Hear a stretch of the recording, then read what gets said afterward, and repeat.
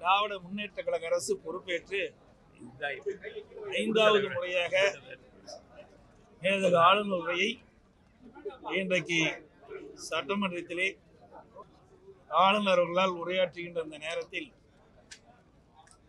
அவர் உரையாற்ற முடியாமல் வெளியேறிய பிறகு சபாநாயகர் உரையாற்றுகின்றார். நம்முடைய வரலாற்றிலேயே சபாநாயகர் உரையாற்றுவது முதல் முறை. இது மேதகு ஆளுநர் உரை அல்ல, சபாநாயகர் உரையாகத்தான் பார்க்கப்படுகிறது. எனவே அரசு தயாரித்து கொடுக்கின்ற அந்த உரையை மேதகு ஆளுநர் அவர்கள் ஒவ்வொரு ஆண்டும் ஆண்டு தொடக்கத்தில் சட்டமன்ற பேரவையில் வாசிப்பார். இன்றைக்கு ஆட்சி பொறுப்பேற்று கடந்த 4 ஆண்டுகளாக இந்த அரசு மேதகு ஆளுநரில் என்ன இடம்பெற்றதோ அதையே தான் தொடர்ந்து வெளியிட்டுக் கொண்டிருக்கிறார்கள். அரைத்த மாவை தான் அரைச்சிட்டு இருக்கிறார். இந்த ஆளுநர் உரையில் புதிய எந்த ஒரு பெருந்திட்டமும் அறிவிக்கப்படவில்லை. அதோடு ஏற்கனவே 4 ஆண்டுகளமாக மேதகு ஆளுநரில் இடம்பெற்றிருந்த எந்த திட்டத்தையும் நடைமுறைப்படுத்த என்று சொன்னால் பல திட்டங்கள் நடைமுறைப்படுத்தவில்லை என்பதுதான் யதார்த்த உண்மை. இன்றைய தினம் ஆளுநர் உரையில் 2030ஆம் ஆண்டுக்குள் தமிழகத்தை $1 டிரில்லியன் பொருளாதாரத்தை உயர்த்துவோம் என்று புதிய என்ற ஒரு அறிவிப்பை வெளியிட்டிருக்கிறார்கள். அதோடு தரமான கல்வி வழங்குவோம் என்று கூறியுள்ளார்கள். ஆனால் 500 பள்ளிகளை தனியாருக்கு தாரை வார்ப்பதாக அரசிலிருந்து வெளியிடப்பட்ட செய்தி பத்திரிகையிலும் ஊடகங்களும் வந்துள்ளன. அனைத்து இந்திய அண்ணா திராவிட முன்னேற்ற கழகம் இருக்கின்ற காலகட்டத்திலேயே இன்றைக்கு ஆரம்ப பள்ளியாக இருந்தாலும் சரி, நடுநிலை பள்ளியாக இருந்தாலும் சரி, உயர்நிலை பள்ளியாக இருந்தாலும் கல்வி கற்புடைய எண்ணிக்கை உயர்த்துகின்ற விதத்தில் பல கல்லூரிகளையும் பல பள்ளிகளையும் நாங்கள் திறந்தோம். ஆரம்ப பள்ளி திறந்தோம், நடுநிலை பள்ளி திறந்தோம், உயர்நிலை பள்ளி திறந்தோம், மேல்நிலை பள்ளி திறந்தோம். அதனால் கல்வி வளர்ச்சி அபரிதமாக இருந்தது. கல்வி கற்புடைய நிலை உயர்த்தது. அதே போல் அதிமுக ஆட்சி இருக்கின்ற பொழுது மத்திய அரசு 2030 நிர்ணயிக்கப்பட்ட அந்த இலக்கை 2019-20லேயே உயர்கல்வி படிக்கக்கூடிய எண்ணிக்கை உயர்த்தி இந்தியாவிலேயே முதல் மாநிலம் தமிழ்நாடு என்ற பெருமையை பெற்றது என்பதையும் இந்த நேரத்தில் குறிப்பிட்டு சொல்ல விரும்புகிறேன். அதுபோல நபார்டு மற்ற கிராம சாலைகளே ஏற்கனவே தொடர்ந்து இருக்குது. அதுக்கு இன்றைக்கு பெயர் மாற்றம் பண்ணி முதலமைச்சர் பெயரை சூட்ட வேண்டும் என்ற அடிப்படையில் இன்றைக்கு ஊரகச்சாலை என்று முதலமைச்சருடைய ஊரகச்சாலை என்று பெயர் மாற்றிருக்காங்க. பெயர் மாற்றுறது தான் இவருடைய சாதனை, வேறு எதுவும் இல்லை. ஏற்கனவே இந்த ஊரகச்சாலைகள்லாம் நபார்டு திட்டத்தின் மூலமாக நிதி வாங்கி தான் செயல்படுத்தலாம். அதுக்கு முதலமைச்சருடைய பெயரை இன்னைக்கு சூட்டியிருக்கிறாங்க. அதோட தேர்தல் நேரத்தில் மாண்புமிகு முதலமைச்சர் அன்றைக்கு எதிர்க்கட்சி தலைவராக இருந்தார், திமுகவுடைய தலைவராக இருந்தால் பரப்புரையில் பேசுகின்ற பொழுது 2021 சட்டமன்ற பொதுத் தேர்தலின் போது தமிழ்நாடு முழுவதும் பல்வேறு இடங்களில் அவர் தேர்தல் பிரச்சாரத்தின் போது குறிப்பிட்டது, எப்பொழுது வேண்டாலும் என் அறைக்கு மனு கொடுக்கலாம்னு சொன்னார். எத்தனை பேர் போய் முதலமைச்சர் அறையில் போய் மனு கொடுத்துருக்குறாங்க? ஆனால் உண்மையில் கோட்டைக்கு வருகிற சாலையில் கூட மனு வழங்குவதற்கு தடை இருக்குது. யாருமே கோட்டைக்குள் வர முடியாத சூழ்நிலை தான் இருக்குது.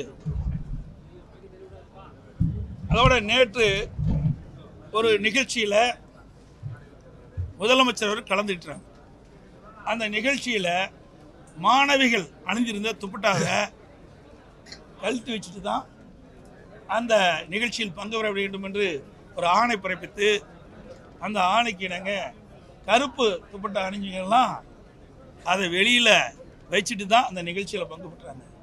இன்றைக்கு இருக்கின்ற முதலமைச்சர் ஸ்டாலின் அவர்கள் கருப்பை கண்டால் ஏன் இவ்வளவு அச்சப்படுகிறார், ஏன் இவ்வளவு அதிர்ச்சிக்கு உள்ளாகிறார்? ஆகவே அந்த கருப்பு துப்பட்டாவை மேலே அணிந்து வந்தால் அந்த மாணவி எடுத்து கருப்பு கொடியாக பயன்படுத்தக்கூடிய அச்சம் ஏதோ இருப்பதை போல்தான் கருத வேண்டிய ஒரு சூழ்நிலை இருக்கிறது. அந்த அளவுக்கு முதலமைச்சர் அவர்கள் பயந்து போய் இருக்கின்றார். போதைப் பொருளை பற்றி சொல்லியிருக்கிறாங்க. நான் ஏற்கனவே ஒவ்வொரு முறையும் இதே இடத்தில் கடந்த 3 ஆண்டுகளாக தொடர்ந்து ஊடகத்தின் வாயிலாக, பத்திரிகையின் வாயிலாக வலியுறுத்தி வருகிறேன். தமிழகத்தில் போதைப் பொருள் அதிகரித்து வருகிறது, போதை நடமாட்டம் அதிகரிக்கிறது. இன்றைக்கு கிராமத்திலிருந்து நகரம் வரை அனைத்து இடங்களிலும் தங்குதடையின்றி கஞ்சா மற்ற போதைப் பொருட்கள் விற்பனை ஜரூராக நடைபெறுகிறது. இதை இரும்பு கரம் கொண்டு அடக்க வேண்டும் என்று இன்றைய முதலமைச்சர் ஸ்டாலின் அவரிடம் பலமுறை வலியுறுத்துகின்றேன். இந்த விடியா திமுக அரசு எடுத்தும் கோரிக்கை வைத்திருக்கின்றேன். ஊடகத்தின் வாயிலாக, பத்திரிகையின் வாயிலாக, அறிக்கையின் வாயிலாக, ஏன் சட்டமன்றத்திலும் வலியுறுத்தி பேசுகின்றேன். இதை முறையாக நடவடிக்கை எடுக்கப்பட்டிருந்தால் இதை தடுத்து நிறுத்தியிருக்கலாம். ஆனால் அதையெல்லாம் பொருட்படுத்தாமல் இருக்கின்ற காரணத்தினாலே இன்றைக்கு தமிழகத்தில் போதைப் பொருள் நிறைந்த மாநிலமாக காட்சியளிக்கிறது. இன்றைக்கு முதலமைச்சர் தொலைக்காட்சியின் வாயிலாக குறிப்பிடுகிறார், போதையின் பாதையில் செல்லாதீர்கள் என்று. போதையின் பாதையில் செல்லாதீர்கள் என்று இதை நாங்கள் குறிப்பிடுகின்ற பொழுதே 3 ஆண்டுக்கு முன்பே இந்த அரசு எச்சரிக்கையுடன் செயல்பட்டிருந்தால் இன்றைக்கு இளைஞர்கள், மாணவர்கள் பாதிப்புக்குள்ளாயிருக்க மாட்டார்கள். இன்றைக்கு எல்லாமே போதைக்கு அடிமையாயிட்டாங்க. இப்படிப்பட்ட நிலையில்தான் இன்றைக்கு முதலமைச்சர் வேண்டுகோள் வைக்கிறார். ஒரு செயலற்ற அரசாங்கத்தை தான் இன்றைக்கு பார்க்கப்படுகிறது. அது மட்டுமல்ல, இந்த கஞ்சா போதையினால் இன்றைக்கு இளம் வயதினர்கள், இளைஞர்கள் கடுமையாக பாதிக்கிறாங்க. இந்த கஞ்சா போதையினால்தான் சிறுமிகள், பெண்கள், வயதான பாட்டி கூட பாலியல் கொடுமைக்கு ஆளாக்கப்படுகிறது. இந்த ஆட்சியில் தான் சிறுமி முதல் பாட்டி வரை பாலியல் வன்கொடுமைக்கு ஆளாகின்ற ஒரு மாநிலமாக தமிழ்நாடு விளங்குகிறது. இது மிக மிக கேவலமானது, வெட்கக்கேடானது என்பதை நேரத்தில் பதிவு செய்ய விரும்புகின்றேன். அது மட்டும் இல்லாமல் இந்த ஆட்சியை பொறுத்த வரைக்கும் இந்த மேதக ஆளுநர் என்பது இன்றைக்கு மாறி போய் இன்றைக்கு சபாநாயகர் உரையாக மாறிடுது. இந்த உரையில் பார்ப்பதற்கு காற்றடித்த பலூன் போல் பெரிதாக உள்ளதை தவிர, பார்ப்பதற்கு காற்றடித்த பலூன் போல் பெரிதாக இருப்பதை தவிர உள்ளே எதுவும் இல்லை. ஆளுநர் உரை மாற்றப்பட்டு இன்றைய தினம் சபாநாயகர் உரையாக காட்சியளிக்கின்றது. இந்த உரையில் திமுக அரசின் சுய விளம்பரம் கொண்டிருப்பதை தவிர இதில் வேறு எதுவும் இல்லை. சார், நாங்கள் தான் பதாகை எடுத்துக்கிட்டு போய் இந்த அரசுடைய கவனத்தை ஈர்க்க வேண்டும். இனியும் இந்த அரசு தூங்கிக் கொண்டு இருக்கக்கூடாது என்ற விழிப்புணர்வை ஏற்படுத்த வேண்டும் என்று தான் இந்த பதாகை கொண்டு போகணும். யார் அந்த சார்? ஏன் இந்த அரசு பதட்டப்படுது? மாற்றி மாற்றி அமைச்சர்கள் அறிக்கை விட்டுட்டு இருக்கிறாங்க. யார் அந்த சார் என்று கேட்டால் இவருக்கு ஏன் இவ்வளவு கோபம் வருது? இன்றைக்கு பாலியல் வன்கொடுமைக்கு சம்பந்தப்பட்டவர்களை சட்டத்தின் முன் நிறுத்தப்பட்டு அவர்களுக்கு உரிய தண்டனை பெற்றுத் தருவது இந்த அரசுடைய கடமையா இருக்கணும். ஆனால் யாரையோ காப்பாற்றுவதற்கு இந்த அரசு முயற்சி செய்வது என்பதுதான் மக்களுடைய சந்தேகம். அதனால தான் இன்றைக்கு ஒட்டுமொத்த தமிழகம் மட்டுமல்ல, இந்தியாவையே யார் அந்த சார் என்று கேட்கின்ற அளவிற்கு மக்களுடைய குரல் ஒலித்திட்டு இருக்கு. சார், இப்போ ஒவ்வொரு ஆண்டும் அரசு தயாரித்து கொடுக்கக்கூடிய முறையை தான் ஆளுநர் வாசிக்கிறது மரபாவே இருக்கு. இந்த முறை ஆளுநர் முறையை முழுமையா புறக்கணிச்சுட்டு இருக்கிறத முன்னாள் முதலமைச்சரை நீங்க எப்படி பாக்குறீங்க? ஆளுநர் புறக்கணித்து போல திட்டமிட்டு ஆளுநரை உரையாற்றக்கூடாது என்று ஒரு நோக்கத்தோடு செயல்பட்டுக்கிறார். அவங்க என்ன சொல்றாங்கன்னா, தமிழ் தாய் வாழ்த்து தேசிய பாடாதனாலதான் போராடினாங்க. ஆனா இங்கே வந்து தமிழக அரசுடைய மரபுப்படி என்ன சொல்றாங்க, தமிழ் தாய் வாழ்த்து முதலிலும் கடைசியா வந்து தேசிய கீதம் பாடுவது மரபுன்றாங்க. நீங்க முதல்வராக இருக்கும்போது இல்லை, ஒவ்வொரு முறையும் உங்களுக்கு ஊடகத்துக்கும் பத்திரிகைக்கும் வெளியிட்டு தான் இருக்கிறாங்க. அது ஒவ்வொரு முறையும் என்ன மரபை கடைபிடிக்கிறாங்களோ அதே முறையை தான் நம்முடைய தமிழ்நாடு சட்டப்பேரவை கடைபிடிச்சிட்டு வருது.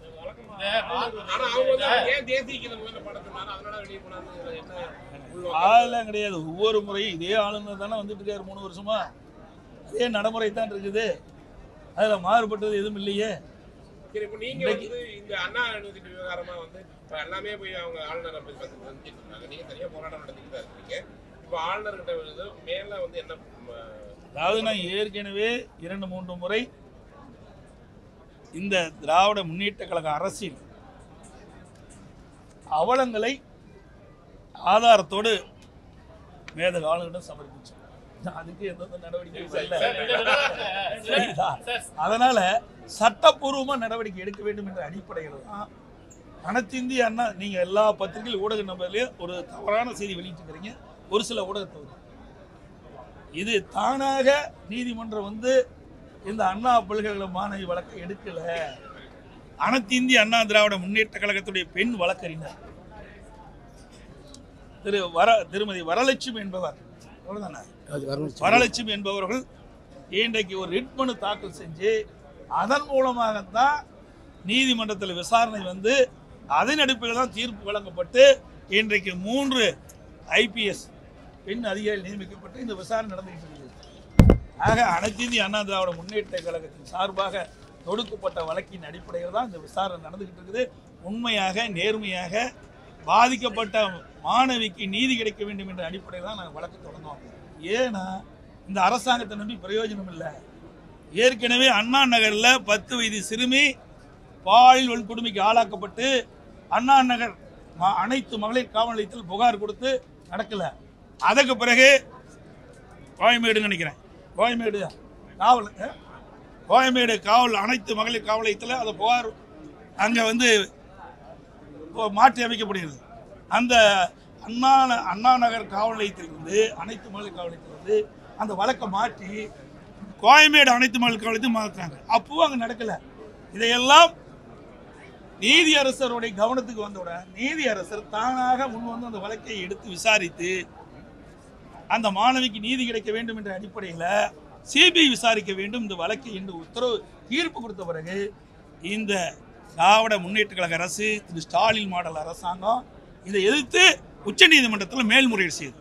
அதனால தான் நாங்கள் பயந்து இதற்கு இப்படிப்பட்ட ஒரு நிலை வந்துவிடும் என்பதற்காகத்தான் அனைத்து இந்திய அண்ணா திராவிட முன்னேற்ற கழகத்துடைய பெண் வழக்கறிஞர் உயர்நீதிமன்றத்தில் ரிட் மனு தாக்கல் செய்து அதன் மூலமாக இன்றைக்கு அந்த மாணவிக்கு நீதி கிடைப்பதற்காக இன்றைக்கு நீதிமன்றத்தில் தீர்ப்பு. இவ்வளவு பெரிய போராட்டம் வந்து இப்போ முன்னெடுத்துட்டு எல்லா அரசியல் கட்சியுமே இறங்கி போராடக்கூடிய நிலையில கூட முதலமைச்சர் ஸ்டாலினோ இல்ல துணை முதலமைச்சர் இது குறித்து வாய் திறக்கவே இல்லை. நீங்க அவையில கேளுங்க, ஏன் அதை கேட்க மாட்டேங்க? அந்த கேள்வி அங்க கேளுங்க. இப்போ நாடே பதறி போயிருக்குது. இன்றைக்கு பெண் குழந்தையை பெற்றெடுத்த ஒவ்வொரு குடும்பத்தை சேர்ந்த பெற்றோர்களும் கொதிப்படைந்திருக்கின்றார்கள். அண்ணா பல்கலைக்கழகம் என்பது ஒரு அடையாளம். இன்றைக்கு தமிழ்நாட்டுடைய பல்கலைக்கழகத்துக்கெல்லாம் ஒரு அடையாளமாக திகழ்வது அண்ணா பல்கலைக்கழகம். இன்னைக்கு புகழ்பெற்ற பல்கலைக்கழகம். இந்த பல்கலைக்கழகத்தை படித்தவர்கள் அறிஞராக இருக்கிறாங்க. இன்றைக்கு இந்த நாட்டுக்கு வழிகாட்டியாக இருக்கக்கூடிய உயர்கல்வி படிக்கக்கூடிய பொறியியல் கல்வி படிக்கக்கூடிய மாணவ மாணவிகள் எல்லாம் ஒரு தரமான கல்வி மூலமாக அண்ணா பல்கலைக்கழகம் அடையாளம் காட்டப்பட்டது. அப்படிப்பட்ட பல்கலைக்கழகத்தில் ஒரு பெண் பாலியல் சீண்டலுக்கு உட்படுத்திருக்கான்னு சொன்னா இந்த அரசாங்கம் என்ன செய்ய வேண்டும்? இந்த முதலமைச்சர் உரிய முறையில் நடவடிக்கை எடுக்க வேண்டும். எதையுமே சொல்லல. தப்பு இருக்குது, குற்றுணர்வு இருக்குது. அதனாலதான் அவர்களால் பேச முடியும்.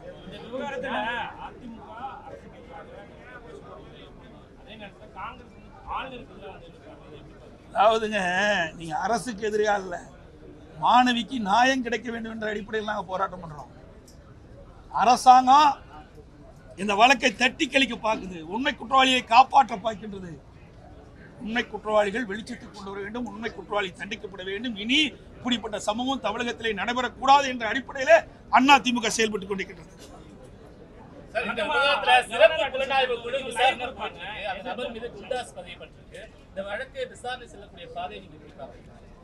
இப்பதான ஆரம்பம் இருக்குது. இந்த ஆரம்பத்திலேயே பல பிரச்சனை இருக்குது. இன்றைக்கு சென்னை மாநகர ஆணையாளர் ஒரு கருத்து சொல்றாரு. 100 எங்களுக்கு ஒரு தகவல் கிடைச்சது. அதன் அடிப்படையில் காவல்துறை அதிகாரிகள் அண்ணா பல்கலைக்கழகத்துக்கு செல்றாங்க. அங்க போக்ஸ் குழுவிலிருந்து ஒரு பேராசிரியரும் அந்த மாணவியும் புகார் கொடுத்தாங்கிறாங்க. ஆனா உயர்கல்வித்துறை அமைச்சர் அப்படி எதுவும் இல்லை, கொடுக்கலைங்கிறார். ஆக இப்படிப்பட்ட முரண்பட்ட கருத்து வருகின்ற காரணத்தினால்தான் இதில் பெரிய சந்தேகம் ஏற்படுகிறது. அதனாலதான் நாங்கள் நீதிமன்றம் சென்று எங்களுடைய பெண் வழக்கறிஞர் மூலமாக நீதிமன்றம் சென்று நீதியரசர் மூலமாக தீர்ப்பை பெற்று இன்றைக்கு விசாரணை மேற்கொள்ளப்பட்டது.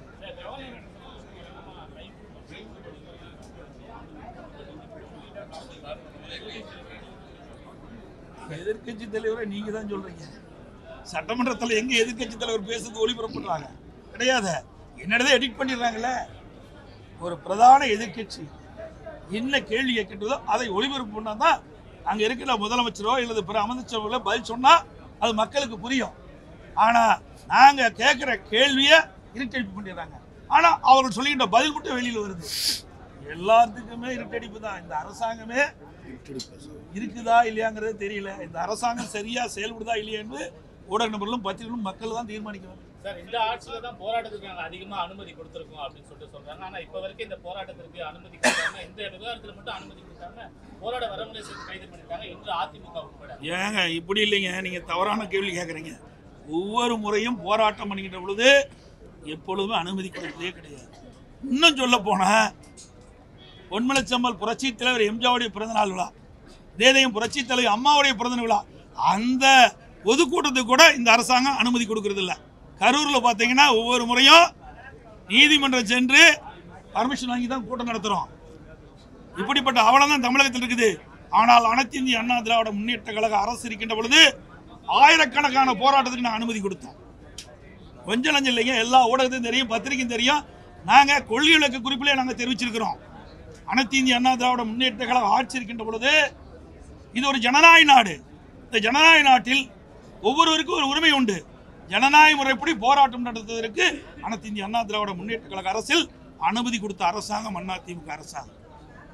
இந்த அரசாங்கம் அப்படி இல்லை, எதுக்குமே அனுமதி கொடுப்பதில்லை, கூட்டணி கட்சிக்கே அனுமதி கொடுப்பதில்லை. இன்றைக்கு இடது கம்யூனிஸ்ட் மார்க்சிஸ்ட் கம்யூனிஸ்ட் அதனுடைய முன்னாள் தலைவர் கே பாலகிருஷ்ணன் அவர்கள் ஒரு கருத்து சொன்னார். அவருக்கு ஏற்பட்ட அந்த பாதிப்புக்குள்ளான கருத்தை தான் சொல்றார். அது கூட உரிமை கிடையாது. கூட்டணி கட்சியில் இருக்கின்றவர்களுக்கு இப்படிப்பட்ட நிலைமைனா எதிர்கட்சிக்கு எப்படிப்பட்ட நிலைமை என்பதை மக்கள் உணர வேண்டும்.